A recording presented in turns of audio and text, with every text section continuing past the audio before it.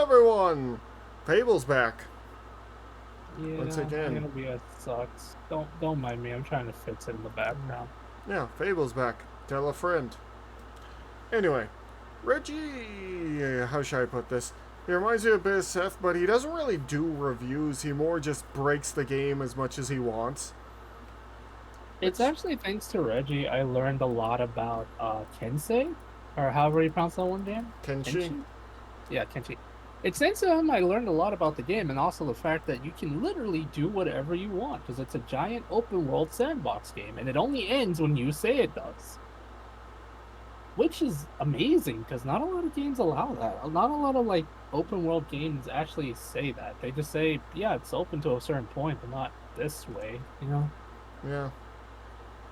And But yeah, I really should play Kenshi. A friend gifted it to me. I would love to stream all of the games I have for guys. I just don't have time. Having a full-time job. Anyway, besides me moaning and wibbling about how my life is going, I hope all of you are doing well. But yeah, I definitely want to play some of the games he shows off. I do have some of the games he showed because I saw that he had some Total Warhammer videos. I don't know why I said that. Why I said it was Total War Warhammer. And I love that game. I'm not very good at it, but I love those games, so I definitely should watch some of them. I'm going to be honest, I don't think people that play it actively are good at it either. It's very confusing. Listen. I just showed my tabs on screen, but that doesn't matter. Anyway. What else was he on? I mostly play the Lizardmen. I tried the High Elves, and I tried the Wood Elves. They were okay, just a little hard to get a hang of for me. I tried the Vampires, was not very good with them. At all. And I played a little bit of the Skaven, not a lot, but anyway. Conquest of Elysium 5 is the gaming equivalent of taking a handful of unlabeled medications. You never know what's going to happen, but it usually ends with you staggering into a coal mine and strangling the life out of a helpless dwarf. That is all to say, it's one of my favorite games. You play as one of dozens of factions, ranging from a clinically insane necromancer to a Roman emperor commanding thousands of soldiers. The goal is to establish cultural and societal supremacy over everyone who is unlucky enough not to pick the same race as you. Because when I play as the Monkey Maharaj, the mere existence of a non-banana based economy is enough to make me do terrible, terrible things. To best demonstrate this, we're going to be playing as the High Cultist, a Lovecraftian faction which uses human sacrifice to summon deep-sea monstrosities. He loves human sacrifice, I have to tell you something. Between 1978 and 1995, I was mailing a lot of packages to universities and airports. But you know what I wish I was doing instead of that? Playing Terrasland, the sponsor of today's video. Terrasland is a new MMORPG available on PC and also on mobile, which I appreciate greatly, because I was once kidnapped, hogtied, and stuffed in the trunk of a sedan. But luckily, I was able to wiggle my phone out of my pocket, so I could spend my last 4% battery life I'm a fool for not playing MMOs. But it gets even better, because Terrasland is introducing a legendary dungeon tournament, where you can form a team with your friends and compete against others for excellent rewards. I thought it was supposed to be like a group of love and friendship and all that junk. On a spectrum, because there are 3 warrior archetypes, each with 2 specializations, all of which can be augmented by one of 5 professions. Those of you that know, the customization is so good that there's even a bard build dedicated to completing game content by yourself, which has allowed me to finally reify my antisocial personality disorder. However, that's beside the point, because the world before us is vast and beautiful. It features several puzzles, unique combat mechanics, and challenging raid bosses, such as the Blight Dragon, who will not hesitate to destroy you. But you don't have to go alone, because Terrasland's cross-platform data sharing means you can play with your friends anytime and anywhere. So go ahead and use the link in the pinned comment, or scan my QR code to download Terrasland and join the fun today. Now, back to the video. So I added a total of 11 enemy factions for us to compete against, and then started the game. This is objectively the most dangerous part of the campaign, because we start with only 1 city and a dozen soldiers, and it is not at all uncommon to lose the game on turn 1, after being invaded by a gang of territorially aggressive caribou. The wildlife of Elysium is so dominant, so predatory, that I had to go ahead and install a suicide prevention mod to ensure we don't lose 70% of the players within the first 10 turns. towns. I cannot express how wish I knew how to profoundly edit, disappointing it edit is for an some enemy faction to be demolished on turn 1 by 3 carpenter ants, but it happens all the time. On the upside, we got pretty lucky because our main cultist... like, whenever you upload a video on YouTube, it has a little bit of an editing. It's still not the best, I'll be honest, but it does do the trick. I'll give it a try. I'm not very good. We'll see what happens. But remember, future me, look at this part again. I know you're probably looking now because you had to do this later on today.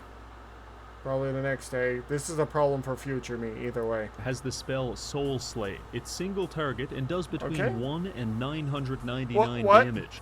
How is that fair? So when I'm adventuring through the jungle and get ambushed by a singular monkey, I can obliterate him for 119 times his maximum health. Our primary concern at this point is subjugating towns and small villages so they can provide us with this red resource known as ritual sacrifices. For my purposes, I focused on assimilating the tribal villages to the south, primarily because their defense budget is measured in Chuck E. Cheese fun tokens, which makes them an exceptionally easy target.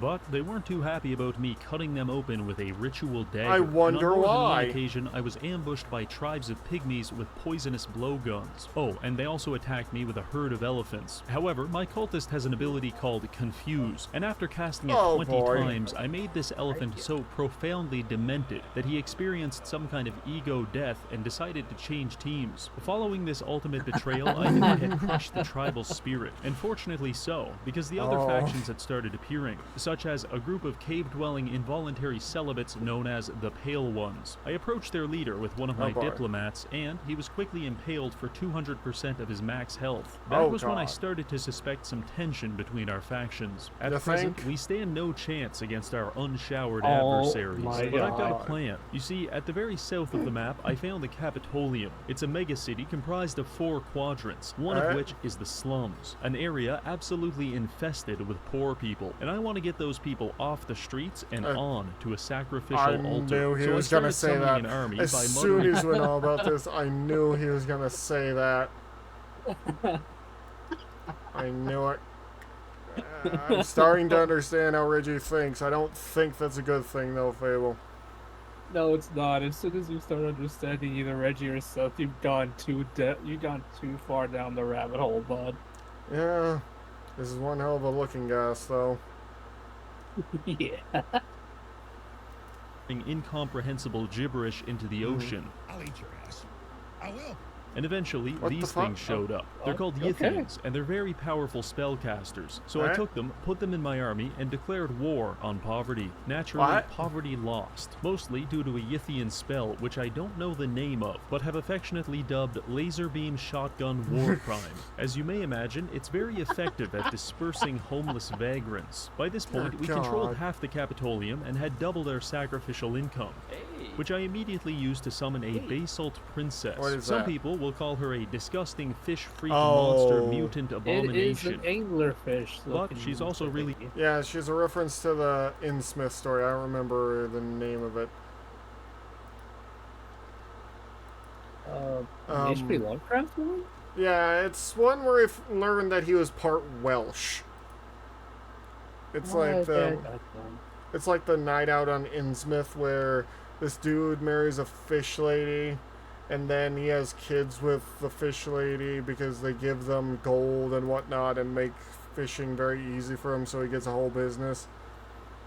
And they worship Dagon, which is actually was a real mythical deity, but for some reason they just take the name. Anyway. Useful. Thanks to the amphibious trait, she can walk out into the ocean, which allows her to cast Call of the Deep. It summons a wide variety of deep-sea warriors, and after casting this 20 times, I had assembled the smelliest army known to man. I then leveraged this newfound strength to assault the rest of the Capitolium, starting with the Holy District. Here, I lost about half of my army to some senile dickhead who was spamming level 3 white magic. Fortunately, we were able to use our void magic to bend his mind into submission, which solidified my monopoly on the shotgun war crime market. As a reward for taking the district, we were also given several powerful artifacts, one of which was a magical scroll. I had my cultist use it, and it teleported him straight to hell, where he was immediately attacked by demons and burned alive. I wish I could say this was an uncommon occurrence in Elysium, but it's really not. Also, it's at this point I realized that I forgot to turn off stream notifications in OBS, because whenever someone subscribed to my Twitch account, the recording would be interrupted by this. Guys, the penis pump actually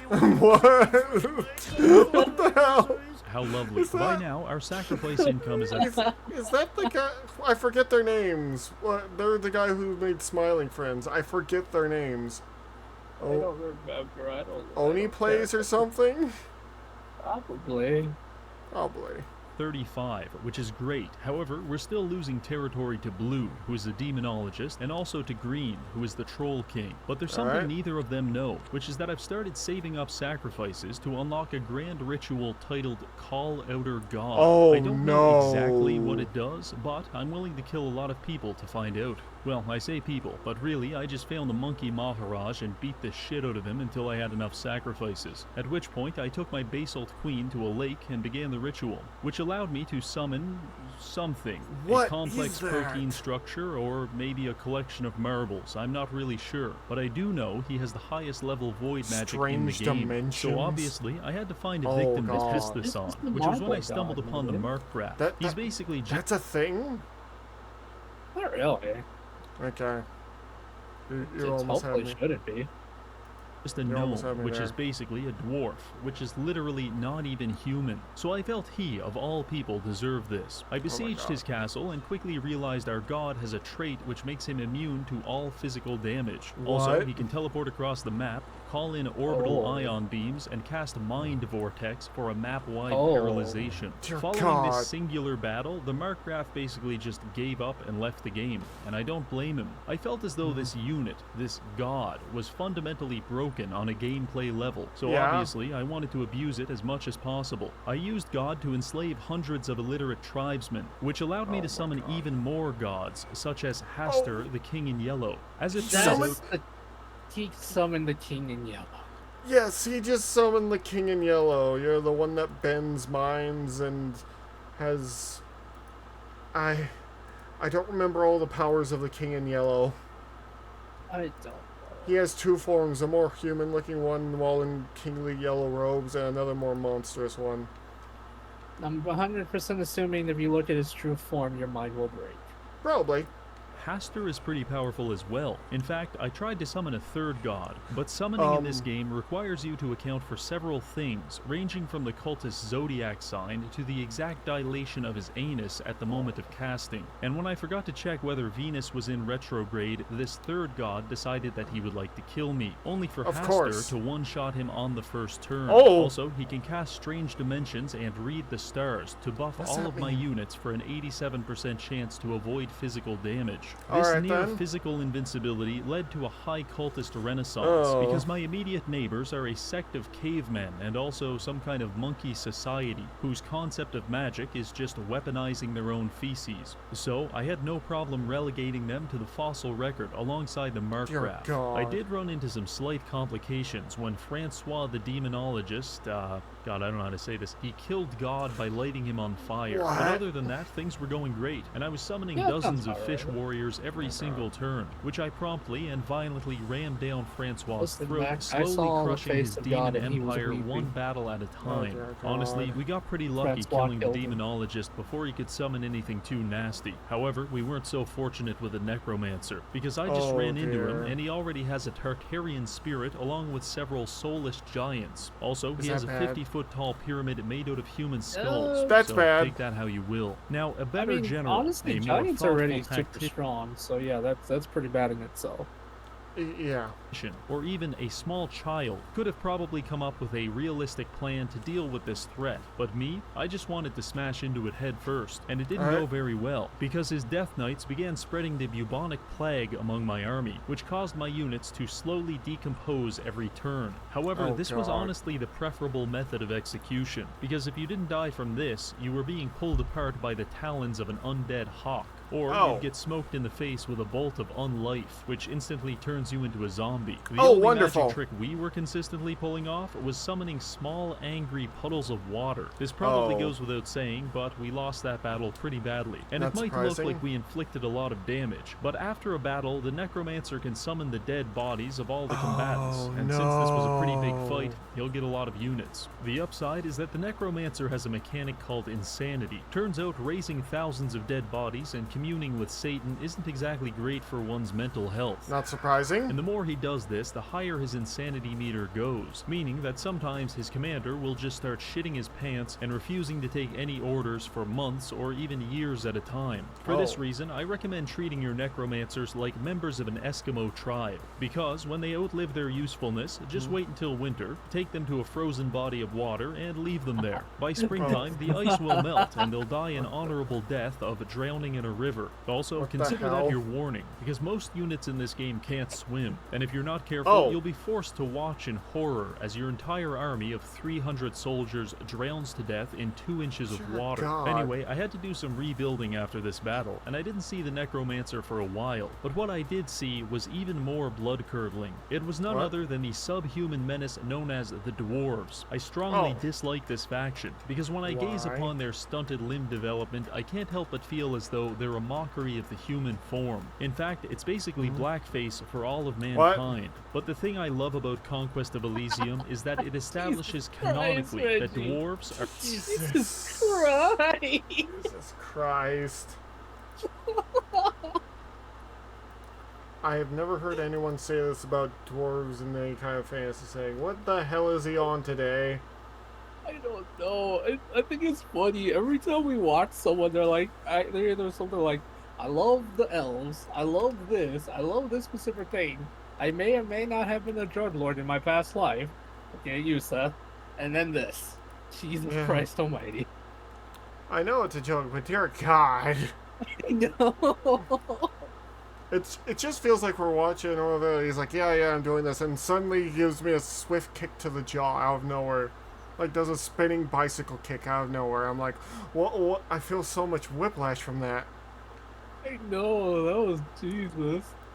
Are literally insects, freakish bugmen that emerge from subterranean hatcheries. Say what you want about the idea of a short, naked, wrinkly man wriggling his way out of an egg sac, but it is the only dwarven lore that I'm willing to accept. I knew it was my moral responsibility to genocide the dwarves, but with my main army decimated by an insane man in adult diapers, I had to get fairly creative. So I summoned some unique units called Starspawn. Please believe me when I tell you that much like women, these units exist solely to increase the global suffering index. Where a normal cultist could spend 50 sacrifices to summon a sea monster into your stack, a Starspawn can spend 10 sacrifices to summon a void demon into the enemy stack. But before you get jealous, I want to remind you that void demons are absolute bastards. They'll kill anyone, even us, and furthermore, the accuracy of this spell is atrocious. So when I attempt to summon a demon in a dwarven settlement, there is a non-zero chance of me accidentally conjuring a giant carnivorous worm on any random person within a 3-mile radius. Dear God. But remember, there's no such thing as innocent bystanders, only potential enemies. Luckily, the ritual has infinite range, which allows us to mitigate the risk of killing ourselves by simply using a clairvoyant spell to locate distant enemy settlements, and then abusing our same-day delivery to bombard them with abominations from beyond the stars. Using this technique, I gradually converted the dwarf starting area into a military exclusion zone teeming with Lovecraftian horrors. With my civic duty now taken care of, I had to begin preparing for round 2 with the necromancer. To do this, I'd need more sacrifices, and I was prepared to find them.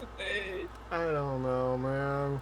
Wherever I could. For example, I used the Shovel of the Mole King to burrow underground and kidnap several Neanderthals. I also teleported back to Hell in an attempt to recycle my previous sacrifices. This was met with very limited success. After this, we went to the Void Realm. That was also a mistake. Before finally using a magic beanstalk to ascend into the heavens and subjugate entire races of cloud-based organisms. The cumulative benefits of us conquering heaven, hell, and some rock-eating savages had allowed me to rebuild my armies and continue my jihad against the elderly. I fanned out across the necromancer's territory looking for his main stack, and oh boy, I found it. Some of my scouts ran into him, at which point I realized he had taken all of the dead bodies from the previous battle and sewn them together into one giant flesh ball. In addition to being able to fist us to death, this hulking abomination can also cast Incorporate to consume 3 units at a time, assimilating them into its biomass and permanently gaining maximum health.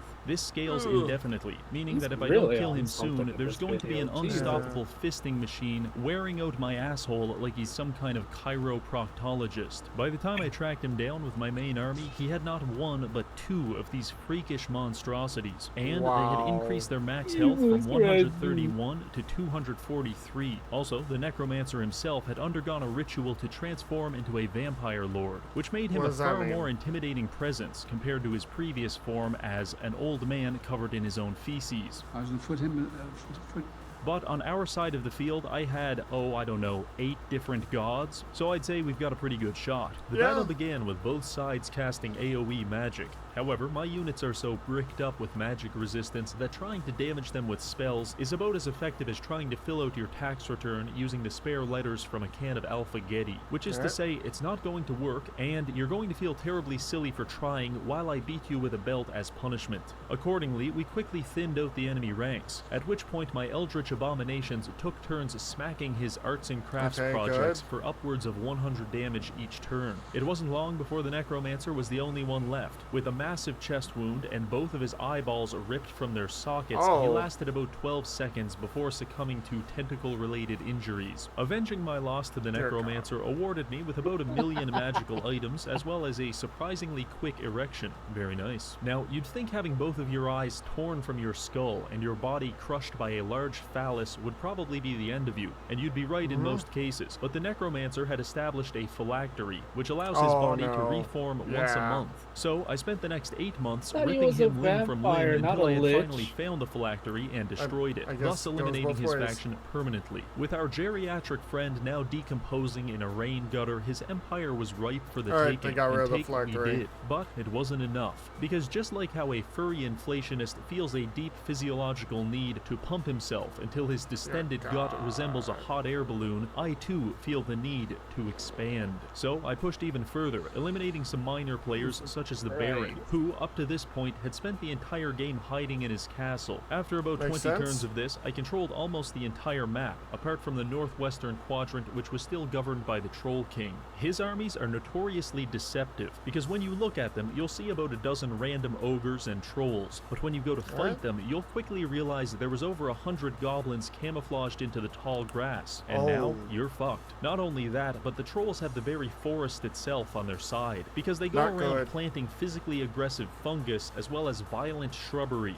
By itself, this isn't a big deal, but much like shoving fistfuls of marbles up your nose, the attrition will slowly start to wear you down. Eventually, I tracked down their main army hiding in the forest doing tribal dances and eating mud. This behavior is indicative of the top 1% IQ in troll society. I wasted no time ramming my doom stack into his, no lubrication. He had a lindworm, several trolls, ogres, and a few hundred goblins, which I quickly turned to ash on the very first turn. You could say the fight wasn't going very well for him. If I'm right, I could be wrong. It's a type of dragon. There's a type of dragon known as a worm. It's weird. It's literally more like a snake because it has no wings and legs, but yeah, it's closer to that. Dragon species are weird. That's all I'm gonna say. Alright. The only thing he was doing right was using his shaman to summon dozens of toads in my back line. Don't worry, the toads are relatively harmless. However, in attempting to kill them, I friendly fired about 50 of my own soldiers. But after mopping my guys off the floor, we smacked the troll shaman with a fat, girthy tentacle and called it a day. With his main army defeated, I had no problem running through his territory and destroying everything else. At the end of the day, the anatomy of 100 goblins is just no match for the sledgehammer that is an eldritch abomination. and after 10 turns, his faction went extinct, thus yielding the entire campaign map under our control. This is usually where a victory screen appears, but for some reason, I didn't get one. I wandered around for a few turns before realizing someone is still alive, and they're hiding from me. Now, there are several planes of existence in Elysium, such as Hell and the Void, but if they were hiding there, they'd probably already be dead. So I began using a magic shovel to tunnel underground and search for them, and that's when I came across this, a fledgling Pale One outpost, where several troglodytes have barricaded themselves underground in an effort to survive my expansionism, but all must be assimilated, and assimilated they were. With the Pale Ones now officially defeated, we're given a victory screen and directed to the score graphs, where we are invited to generously fillet ourselves over just how excellent our empire was. You can see the only faction that was even close to us was the Trolls, and well, they're still like half our strength. So that does it for this video. We've used human sacrifice and about 12 pixels to subjugate the world and usher in the age of fish people. I want to thank this month's patrons for supporting the channel, and finally, thank you for watching. Well, always good to hear from you, Reggie. Your videos are somewhat confusing, but your methods in complete destruction are very interesting to see. I don't wonder if you regret watching this video now. You wonder if I regret watching this? Yeah. 50-50, honestly. Understandable. Completely and utterly understandable. Like, I do like... I won't lie, I do like seeing Reggie and other people, like, how they break games.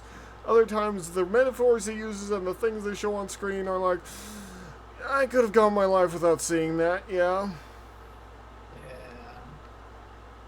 But, either way, what do you guys think? What do you want to see us react to? And what else do you want to see? I will also have another comic video heading up, so if you guys want to see that very quickly, I don't know, go over to Patreon. We watch a lot of stuff there. And I'll see you... Oh, what is it? Oh, real quick, everyone. I'm at 200 followers. 200 subscribers now. It's nuts.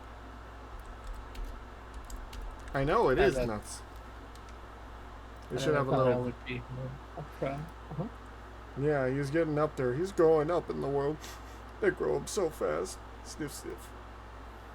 Yeah, maybe I can set a goal to become a YouTube partner or something. See what happens. Yeah, it might happen. You never know. Anyway, thank you all so much. And tomorrow, if this video is going out the day it should, then later today on this video, I will be doing a reaction stream on YouTube instead of over on Twitch. Anyway. That's not allowed. I'll see you all later. Take care of yourselves and be good to yourselves. Bye-bye.